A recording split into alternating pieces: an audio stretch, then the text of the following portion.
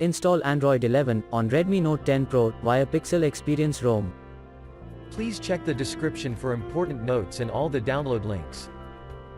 First download ROM and GApps packages, then transfer the downloaded files to the phone storage, link is in the description below. Step 2. Boot your device into TWRP recovery. Once in TWRP, click on Wipe, Advanced Wipe, and select the check boxes, as shown in the image, excluding internal storage. Step 4. Swipe the button to wipe the device. Step 5. Go back to the recovery main screen, and tap on the Install button. Step 6. Navigate to the storage, and select the ROM zip file. Step 7. Finally, swipe the button on the screen, to install ROM file.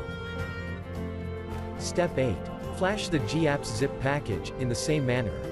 Step 9. After GApps flashing completes, select Wipe Cache and Dalvik from bottom left side of screen, and swipe to wipe. Step 10. When the flashing process is complete, hit Reboot System. That's it, you have successfully installed the ROM on your device.